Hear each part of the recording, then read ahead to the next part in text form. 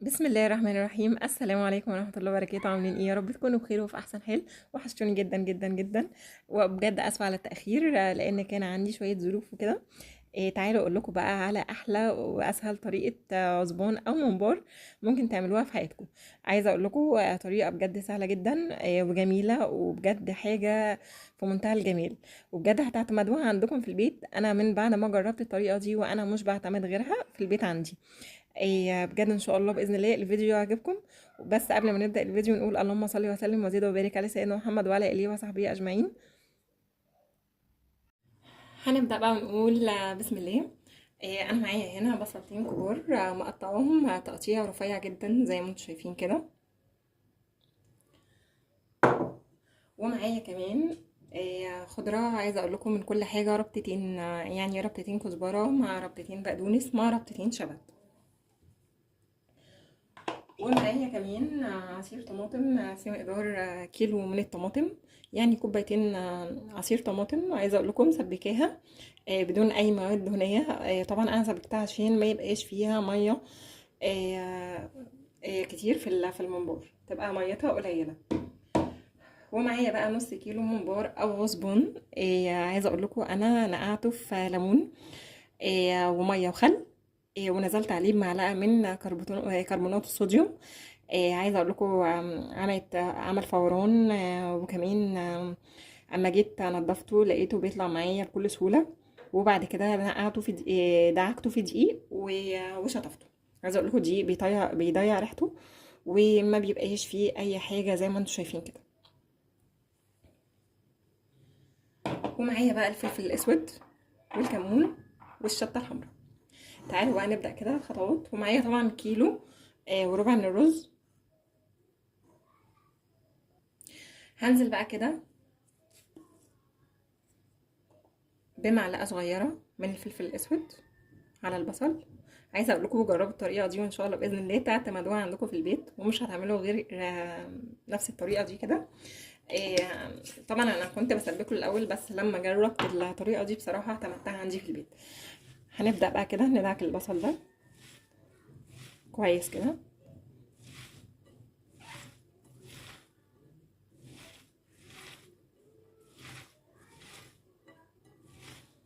عايزه اقول لكم الطريقه دي صحيه جدا وطريقه حلوه وسهله يعني.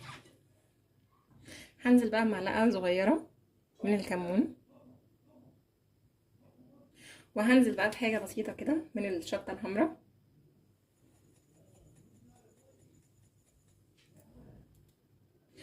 وهدعكم بقى حلو كده ببعض. هفضل بقى ادعك كده زي ما انتم شايفين.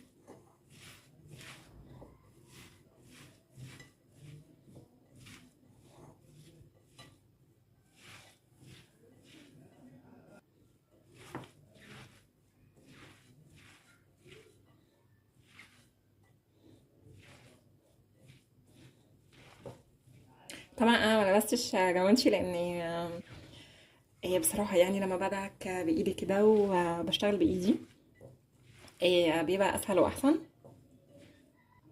انا بقى دعكتهم في بعض كده زي ما انتم شايفين. هنزل بقى كده بعصير الطماطم.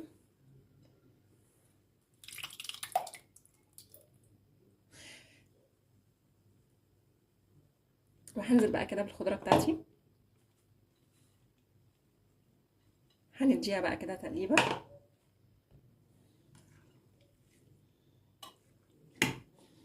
انا في الحاله دي بقى انا مش هعرف اعمل بايدي بصراحه، فهنقلبهم كده بالمعلقه. وهنزل بقى بباقي الخضره.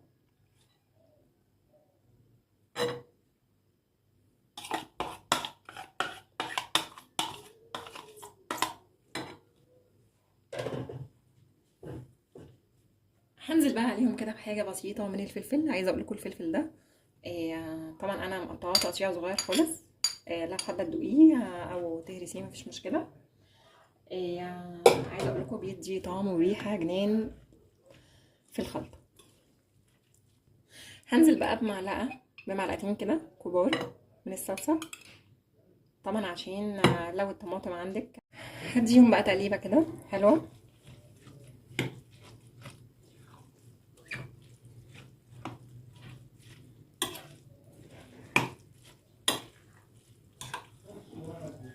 طبعا بقى في الحالة دي انا هبدأ اوسع على نفسي شوية، وهنزل بقى بالخلطة بتاعتي دي كده في الصينية على الرز. بسم الله.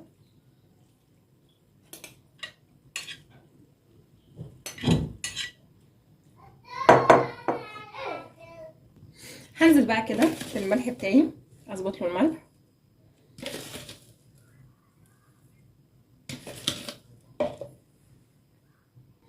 هنزل بقى كده بنص كوباية من الزيت، تديله لون كده حلو. وهديله بقى ايه تقليبه كده حلوه. عايزه اقول لكم طريقه حلوه قوي قوي وما فيهاش كمان اي صعوبات. عايزه اقول لكم الرز انا غسلاه كويس ومصفياه من الميه خالص. شايفين بقى لونها بقى عامل ازاي؟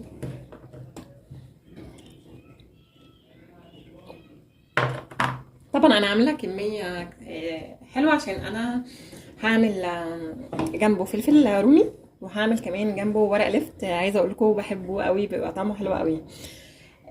وكمان احنا لو هنعمل نص كيلو عزبون بنعمل عليه كيلو رز. هجيب بقى الممبرايه كده، وهبدأ كده. مش شايفين؟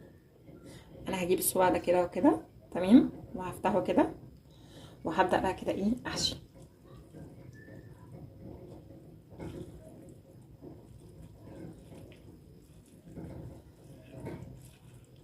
عايزه اقول لكم انا مش بجري ولا حاجه، ولا اصلا عامله مونتاج للفيديو. بنبدأ بقى كده ايه نبططها ونفردها عشان ما يكلكعش معانا ويفرقع معانا، والرز كله يطلع بره في الشوربه.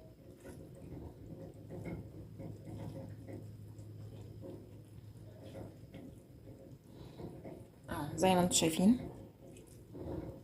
طبعا بقى بنسيب الطرفين كده فاضيين،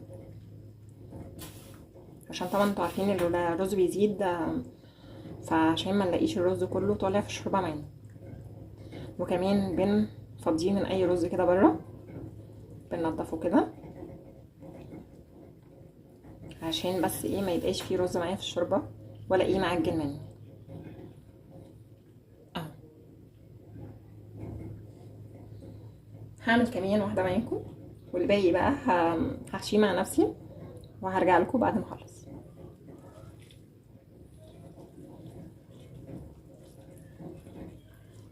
عايزه اقول لكم طريقه سهله جدا. انا ممكن برضو ايه اجيبه كده بصبعين كده، تمام، وادخل كده ايه الرز كده.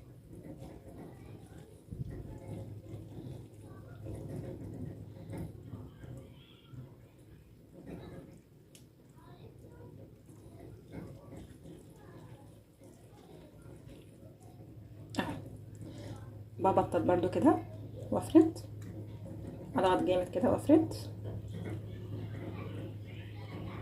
واسيب برضو الطرفين فاضيين، وبنفضه برضو كده ايه من الرز. انا هخلص باقي الكميه وارجع لكم تاني. انا بقى خلصت الكميه كده. عايزه اقول لكم بقى انا نسيت اقول لكم حاجه. انا لما باجي انضفه بنضفه من بره، وبقلبه بنضفه من جوه، تمام. بس برجع اقلبه تاني واسيب الماده الدهنيه اللي جوه دي، واحشي من جوه الرز كده عشان بيدي طعم حلو قوي الرز. طبعا بقى لو حابين تقلبوه وتعملوه على الماده الدهنيه مفيش اي مشاكل خالص. انا كده خلصت الكميه اللي معايا. عايزه اقول لكم بقى حطيت شويه ميه في الحله، وعليهم الملح وورق لوري وشويه فلفل اسود، بس كده. فعايزه اقول لكم انا بجد اسفه لو كنت اتلخبطت. انا جه في بالي ان هو كيلو، نسيت ان هو نص. فعايزه اقول لكم نص كيلو الممبار بياخد نص كيلو رز، ولو كيلو ممبار بياخد كيلو، يعني على كل كيلو ممبار بنحط كيلو رز، تمام. هنزل بقى كده بالممبار في الميه. عايزه اقول لكم بقى بنتابعه كده من بعد نص ساعه، يعني من نص ساعه كده لساعه الا ربع. بنختبره كده بالشوكه، ولو لقيناه استوى يبقى كده ايه بقى تمام وجاهز وظبط معانا.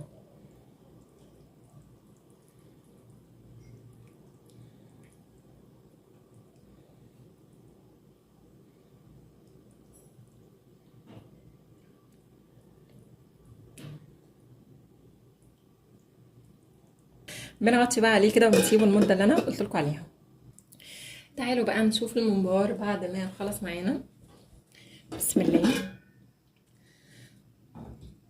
بصوا بقى كده، شايفين جمال الشوربه؟ عايزه اقول لكم ولا فيها رز ولا فيها اي حاجه خالص. انا هطلعه وهوريه لكم. انا عايزه اقول لكم بقى، هو اخد معايا ساعه الا ربع بالظبط. وطبعا بقى احنا هنختبره كده ونشوفه. بصوا كده الشوكه بتدخل فيه بكل سهوله. انا بقى جبت زيت كده سخن، هنحطه معاكم. انا بقى سخنت الزيت جامد قوي. هنزل كده بسم الله. طبعا بقى لو انتي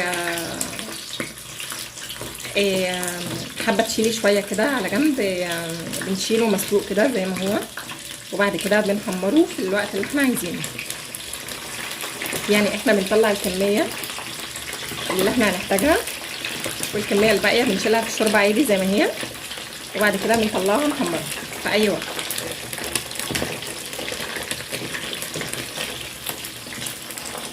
كده بقى خد لونه من تحت كده واستوى معايا. ببدا بقى كده اقلبه.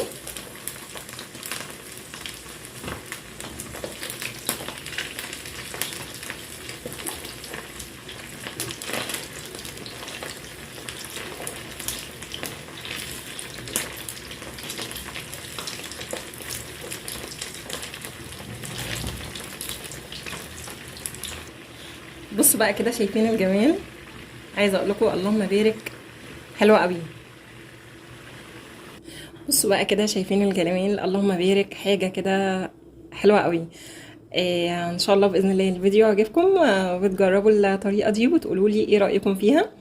ولو انتوا اول مره تشوفوني، ما تنسوش اللايك والشير والاشتراك في القناه وتفعيل الجرس عشان يوصلكم مني كل جديد من احلى الاكلات مع سمر. والسلام عليكم ورحمه الله وبركاته.